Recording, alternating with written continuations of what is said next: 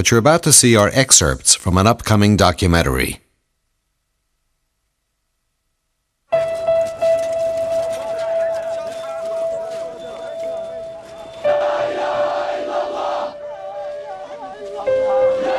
These are the memories they left behind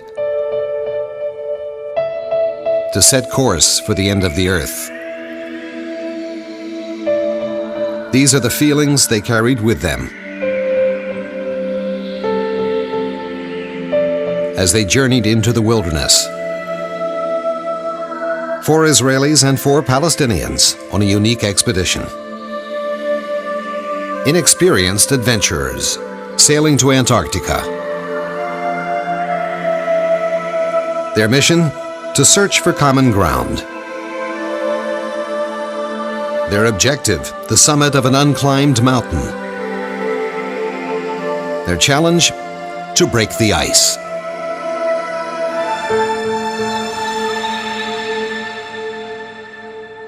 It's nature by itself, purity, no bombs, no suicide bombing.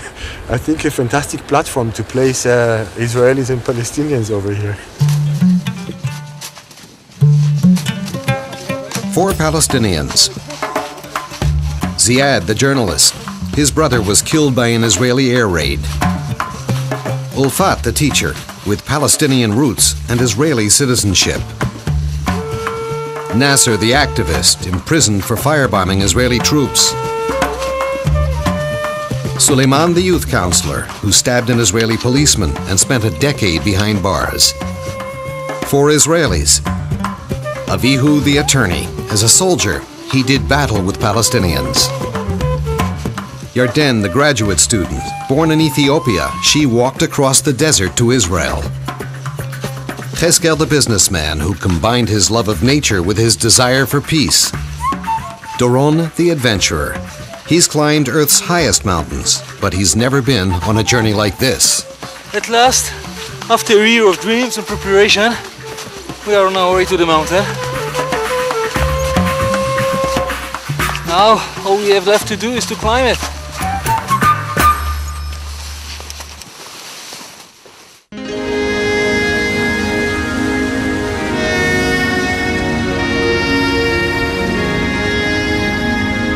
For 35 days and nights, they shared a unique adventure.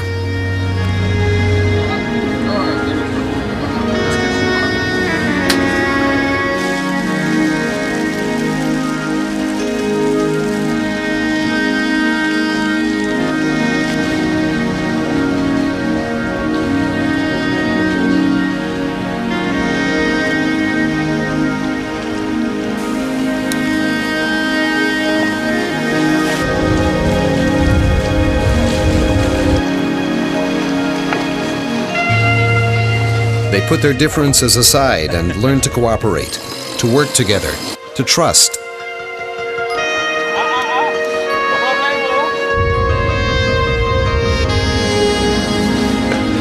They pitted themselves against a century of conflict. For 35 days and nights, we watched to see if real people could succeed where leaders had failed. Could they break the ice? The only Palestinians I ever knew were from the news.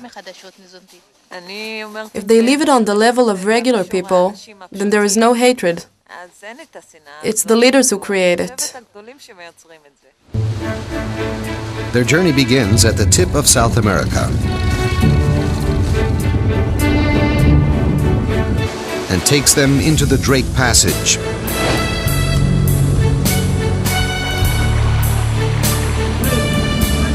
It brings them and us face to face with the natural wonders of Antarctica.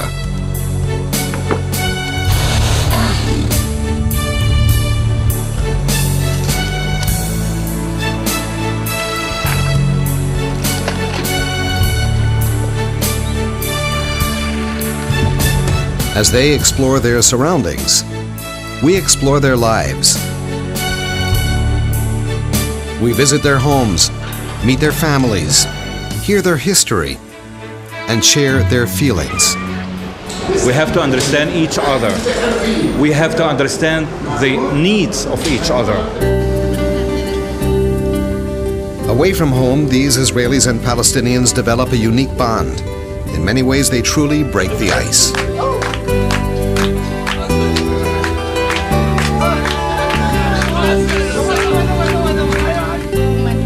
But they are constantly tested by the issues that block the way to peace. Ownership of the land, how to end terrorism, the right to live in security, the fate of the refugees, control over holy sites, the very same issues that have frustrated their leaders.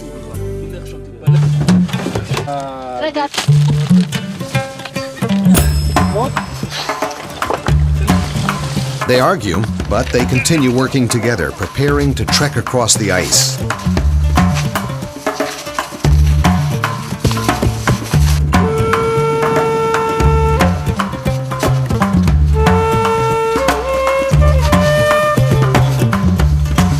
Roped together for safety, they climb up the glacier toward a mountain with no name.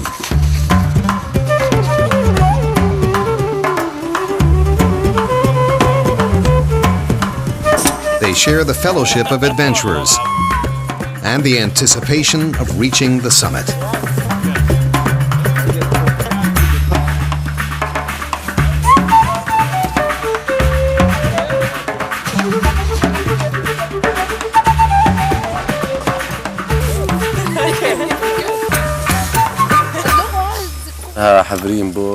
The people here, the way they treat one another. Jews and Arabs helping each other. The Jewish doctor who takes care of all of us. It really touches the heart.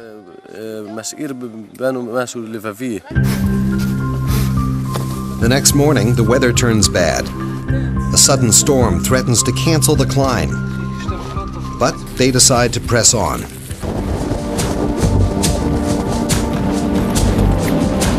In near zero visibility, they inch their way up the mountain, trusting one another with their lives.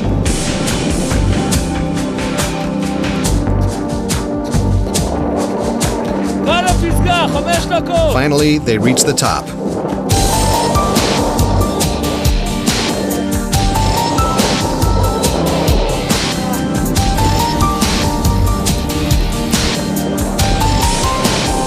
And they dedicate their efforts to peace. By reaching the summit, we have proven that Palestinians and Israelis can cooperate with one another with mutual respect and trust.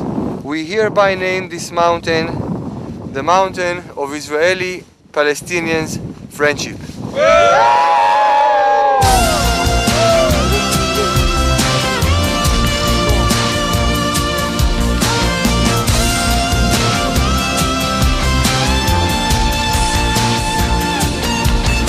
For some, the moment is bittersweet.